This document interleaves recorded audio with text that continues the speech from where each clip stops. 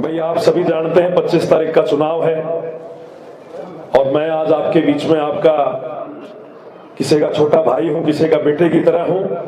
बतौर कांग्रेस प्रत्याशी आज आपके बीच में आया हूं, आपसे वोटों की अपील करने आया हूं कि आने वाली 25 तारीख को आप एक एक वोट कांग्रेस पार्टी का निशान, हाथ के निशान के सामने बड़ा बटन दबाकर कांग्रेस को यहां से विजयी बनाए। भाई 9.5 साल की आपने मनोहर लाल खट्टर जी की सरकार देख ली और 10 साल की केंद्र की सरकार देख ली।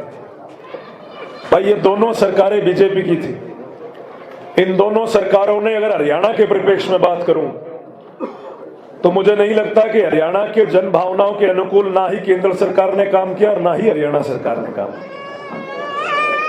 मैं बात करूंगा समाज के सभी वर्गों की। आज समाज का कोई ऐसा वर्ग इस सरकार ने नहीं छोड़ा। काम तो दूर कराने की बात, समय समय पर समाज के हर वर्ग को सड़कों पर लाकर लाठी डंडे फेरने का काम इस सरकार ने किया। मैं बात करता हूं किसानों की। भाई किसान आंदोलन चला इतना लंबा, 750 से ज्यादा किसान शहीद हो गए। केंद्र सरकार काले कानून लेके आई, लेकिन एकमात्र मुख्यमंत्री थे मनोहर लाल खट्टर पूरे हिंदुस्तान में, अकेले मुख्यमंत्री। क्योंकि जब सारे प्रदेशों से किसान दिल्ली पहुंचना चाह रहे थे तो सिर्फ हरियाणा ऐसा प्रदेश था जहां से हमारे मुख्यमंत्री ने हमारे किसानों के रास्ते रोके। नुकीले कील गाड़े गए, बैरिकेड लगाए गए, वाटर कैनन चलाए गए और तो और 70-70 साल के बुजुर्गों के सरों पर लाठियां भी बांधी गई। और आज समय का चक्र है। कभी समय था मनोहर लाल खट्टर जी का कि किसानों के रास्ते रोक रहे थे।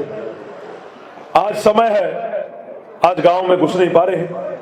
गांव में जा रहे हैं तो विरोध हो रहा है, काले झंडे दिखाए जा रहे हैं। ये तो समय का चक्र है, ईश्वर की करनी है। जो इस जन्म में जैसा करेगा वैसा पाएगा। घड़ी की सुई में 12 के बाद 1 बजता है और वही जीवन का चक्र है। मनोहर लाल जी ने जैसा बोया है वैसा पाएंगे। तो किसानों को समय समय पर सड़कों पर पीटा, किसानों की 750 किसानों की शहादत होगी। बात कर लेते हैं नौजवानों की। भाई बेरोजगारी हरियाणा में आज सबसे ज्यादा है। अगर हरियाणा का देखा जाए तो दिल्ली से सटा हुआ है हमारा प्रदेश। हमारे यहां पर सबसे ज्यादा रोजगार उपलब्ध हो सकते हैं। जीटी रोड की कनेक्टिविटी है, लेकिन बावजूद उसके सरकारी पेपरों की बात करें तो पेपर लीक हो जाते हैं। पेपर लीक ना हो तो रिजल्ट घोषित नहीं होता, रिजल्ट घोषित हो जाए तो कोर्ट में अटक जाता है। आज 2 लाख सरकारी पद हरियाणा के अंदर खाली पड़े। 9.5 साल में ये सरकार चाहती तो इन पदों को भर सकती थी, लेकिन भ्रष्टाचार का बोलबाला है।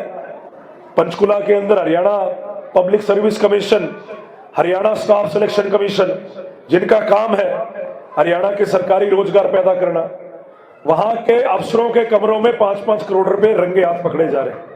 वो कोई प्रॉपर्टी डीलरी का दफ्तर नहीं है कि वहां जाके पैसे दे के प्लाट खरीद के लाना है। हरियाणा के नौजवानों का भविष्य तय करते हैं वो दफ्तर। आज भ्रष्टाचार इस कदर है, पहले तो सुनते थे किसी के घर में पैसे पकड़े जाए। अगर HPSC के दफ्तरों में पैसे पकड़े जाएंगे तो आप अनुमान लगाइए कि वहां किस प्रकार की जो है नौजवानों का भविष्य नोट के बैगों के अंदर तोड़ा जा रहा है। और नौजवान प्रदर्शन करते हैं, उनको पीटते हैं। तो किसान पीटे, नौजवान पीटे, कर्मचारी पीटे, आंगनवाड़ी वर्कर पीटी, पहलवान खिलाड़ी, हमारी महिला पहलवान खिलाड़ी वो पीटी, और तो और सरपंच भी नहीं छोड़े। तो समाज का कोई ऐसा वर्ग हरियाणा सरकार ने नहीं छोड़ा जिसको इस सरकार ने सड़कों पर लाकर लाठी डंडे ना फेरे। भाई काम तो दूर कराने की बात, कम से कम इज्जत मान से तो किसी से बात कर सकते हैं। भाई 9.5 साल मनोहर लाल जी को ये इतिहास याद रखेगा। भाई मुख्यमंत्री 1966 के बाद बहुत आए, लेकिन ऐसा घमंडी मुख्यमंत्री हमने नहीं देखा। ऐसा घमंडी मुख्यमंत्री, किताबें हमने भी पढ़ी है, उम्र जरूर छोटी है लेकिन इतिहास मैंने भी पढ़ा है। ऐसा घमंडी मुख्यमंत्री हरियाणा के इतिहास में कभी नहीं आया। बात नहीं करते सीधे मुंह। 9.5 साल तो जनता के बीच में रहे नहीं। 5 मीटर का दायरा बना रखा पुलिस वालों का। पुलिस वालों के घेरे में रहते हैं, अधिकारियों के घेरे में। ना लोगों की बात सुनते, कोई फरियाद लेके चला जाए। वो वीडियो आ रही थी, कोई चला जाए एक बुजुर्ग माता चलेगी कि मेरे लड़के को रोजगार दे दो जी, कोई फैक्ट्री खोल दो। कहते अगली बार चंद्रयान जाएगा ना तो तेरे को और तेरे लड़के को बिठा के चांद में ले जाए। इस प्रकार का बयान मुख्यमंत्री के मुंह से शोभा देता है। मुख्यमंत्री के मुंह से एक एक शब्द बड़ा नपा तुला होना चाहिए। कभी कहते हैं फरसे से गर्दन काट दूंगा, कभी कोई नौजवान फोटो खींचने लगे तो उसका हाथ झटक के मार देते हैं। एक हमारे बुजुर्ग थे, वो गए मनोहरलाल जी के पास फरियाद लेके, उन्होंने अपना कागज दिया कि जी हम कई बार चक्कर मार लिए, हमारा काम नहीं हो रहा। कहता अगली बार आ गए ना ठा के अंदर दे दूंगा। ये काम मुख्यमंत्री का होता है। कोई चोर उचक के थोड़ा ना है, कोई गलत काम करने थोड़ा ना आए हैं। भाई मुख्यमंत्री आप बने हो, आपसे फरियाद लेके आए हैं, आपका फर्ज बनता है कि हरियाणा की जनता की आवाज सुने। लेकिन 9.5 साल मनोहरलाल जी के दरबार में कोई सुनवाई नहीं। सुनवाई तो दूर की बात, समय समय पर जख्म देकर जख्मों पे नमक छिड़कने का काम अगर हरियाणा के इतिहास में किसी ने किया है तो वो मनोहरलाल खट्टर जी ने किया है।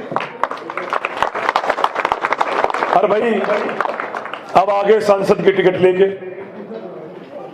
भाई एक बात बताओ, मुख्यमंत्री थे, ये इनकी 3 महीने की सरकार रह रही है, सरकार का तो इनका पीछा छुड़वाओगे लोग, फाइनल कर रखा है, इनकी तो विदाई तय है। मैं एक बात आपसे पूछना चाह रहा हूं, भाई 9.5 साल मनोहरलाल जी को बीजेपी ने मुख्यमंत्री रखा और चलती सरकार में मुख्यमंत्री की कुर्सी से उतार दिया। भाई चलती सरकार में मुख्यमंत्री को उतारने के 2 कारण होते हैं। पहला कारण कि मुख्यमंत्री की सेहत ठीक ना हो, लेकिन उनकी सेहत ठीक है, मेरे से उम्र में बड़े हैं, ईश्वर से प्रार्थना करता हूं कि उनकी उम्र लंबी हो, उनका स्वास्थ्य अच्छा रहे।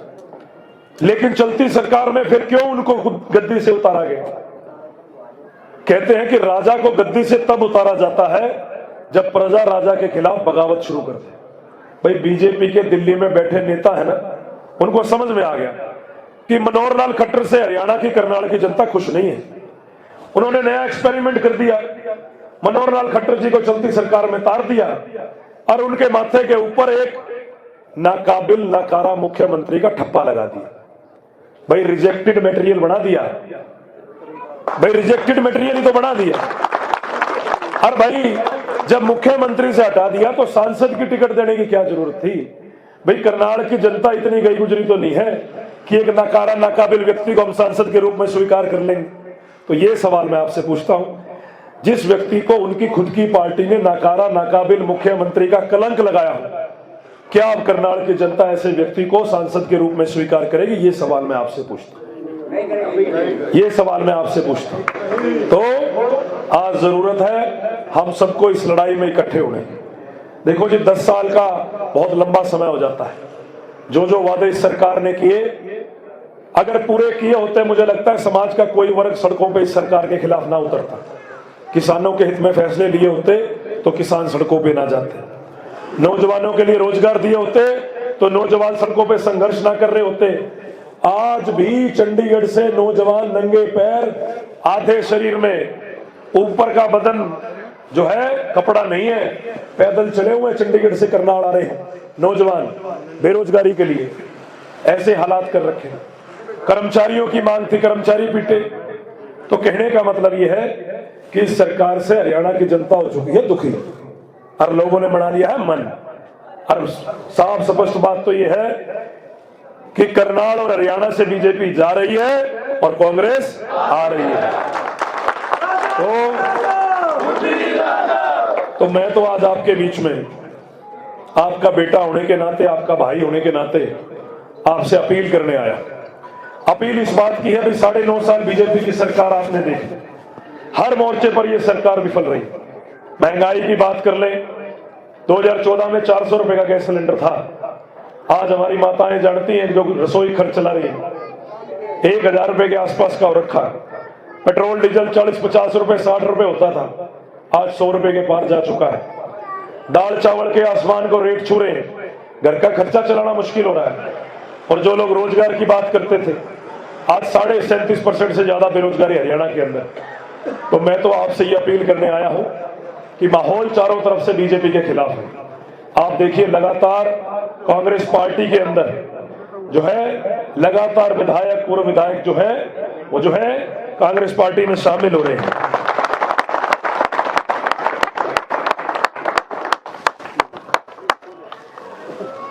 चाहे वो मैं पानीपत शहर की हमारी विधायिका रही रोहिता रेवड़ी जी, जो बीजेपी से विधायिका थी, अभी कुछ दिन पहले उन्होंने कांग्रेस का दामन थामा है। नीलोखेड़ी से मौजूदा निर्दलीय विधायक धर्मपाल गोंदर जी, उन्होंने भी कांग्रेस पार्टी को समर्थन का ऐलान किया। करनाल से डिप्टी मेयर रहे मनोज मधवा जी, उन्होंने कांग्रेस पार्टी का दामन थामा है। और भाई पूरे करनाल लोकसभा के सभी सरपंचों ने ऐलान किया है कि बीजेपी के खिलाफ और कांग्रेस को वो लोग अपना समर्थन देने जा रहे हैं। जिला परिषद के सदस्य भी हमारे साथ मौजूद हैं। करनाल और पानीपत के जिला परिषद के सदस्यों ने भी हमें जो है समर्थन का ऐलान किया। तो ये हवा चल रही है। देखो, जन भावनाएं जिस दिशा में चलती हैं, राजनीतिक लोग तो उसी दिशा में चलते हैं। ये संकेत है।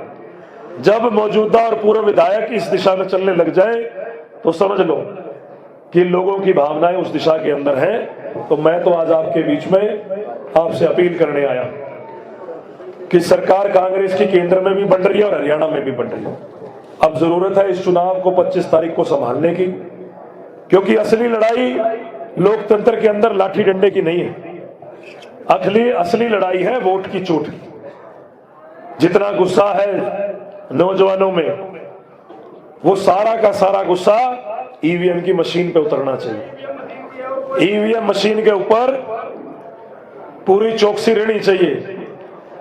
और आपको एक बात बता दें भाई, किसी के मन में ये वहम ना हो, क्योंकि ये बीजेपी वाले प्रचार करते हैं कि ईवीएम में यूं कर देंगे वो कर देंगे। भाई पूरे हरियाणा की नौजवान शक्ति, जैसे अर्जुन का निशाना मछली की आंख था ना, इस बार खट्टर साहब निशाना है पूरे हरियाणा के नौजवानों के। और सारों ने, पूरे हरियाणा के नौजवानों ने फैसला किया है कि चुनाव के दिन सारे के सारे नौजवान करनाल लोकसभा क्षेत्र में पहुंचेंगे। और ये तो बात करेंगे ईवीएम की क्या नांगड़ीकरण की, इनकी फूंक भी नहीं मारने देंगे ईवीएम की। इस बात की आप निश्चिंत रहो। तो मैं आज आपके बीच में आपसे अपील करने आया हूं और आपसे एक विनती करता हूं, क्योंकि आपने जो मान सम्मान दिया और जो गांव के मान सम्मान की पगड़ी मेरे माथे पे सजाई है, आपको विश्वास दिलाता हूं कि कांग्रेस की सरकार बनेगी, आपका आशीर्वाद मिलेगा तो जीवन भर कभी इस पगड़ी पर आंच नहीं आने दूंगा। गांव के मान सम्मान की पगड़ी को, गांव के मान सम्मान की पगड़ी को सदैव आसमान में ऊपर गौरव से रखने का काम करूंगा। और कांग्रेस की सरकार बनेगी तो कांग्रेस ने अपने घोषणा पत्र में ऐलान किया है, हमारी माताएं बैठी हैं, रसोई खर्च चलाती हैं। कांग्रेस पार्टी ने ऐलान किया है कांग्रेस की सरकार बनेगी तो 500 रुपए में गैस सिलेंडर मुहैया कराया जाएगा। कांग्रेस पार्टी ने ऐलान किया है, हमारे बुजुर्ग बैठे हैं, बुजुर्गों को मान सम्मान के रूप में 6,000 रुपए बुढ़ापा पेंशन दी जाएगी। कांग्रेस पार्टी ने ऐलान किया है कि नौजवानों को 30 लाख केंद्र के अंदर और 2 लाख हरियाणा के अंदर सरकारी रोजगार उपलब्ध कराए जाएंगे। कांग्रेस पार्टी ने ऐलान किया है कि हर परिवार के अंदर 300 यूनिट बिजली मुफ्त में दी जाएगी। और कांग्रेस पार्टी ने ऐलान किया है कि गरीब परिवारों को 100 गज के मुफ्त प्लाट और 3.5 लाख रुपए की लागत से 2 कमरे का मकान बनाने का काम भी कांग्रेस पार्टी करेगी। और कांग्रेस ने ऐलान किया है कि कर्मचारियों की पुरानी पेंशन जो है वो बहाल की जाएगी। और कांग्रेस पार्टी की सरकार बनेगी तो आपका ये बेटा आपको विश्वास दिलाता है, आपके अधिकारों की आवाज को लेकर जब आपका बेटा दिल्ली की संसद में दौड़ेगा तो आवाज आपको गांव तक सुनाई देगी। इस बात का आपको यहां से विश्वास दिला के जाता हूं और उम्मीद करता हूं कि जिस प्यार और आशीर्वाद से आज आपने मेरा यहां स्वागत किया, उम्मीद करूंगा कि आने वाली 25 तारीख को इसी प्रकार से प्यार, आशीर्वाद, समर्थन आप मुझे देंगे। आपको विश्वास दिलाता हूं, उम्र 31 साल है, लेकिन जितने सांस इस शरीर में है मुझे नहीं पता। आपका आशीर्वाद रहेगा तो अगली सारी उम्र आपके चरणों में रहकर आपकी सेवा करने का काम करूंगा। आपका बहुत बहुत धन्यवाद। जय हिंद, जय भारत, जय कांग्रेस।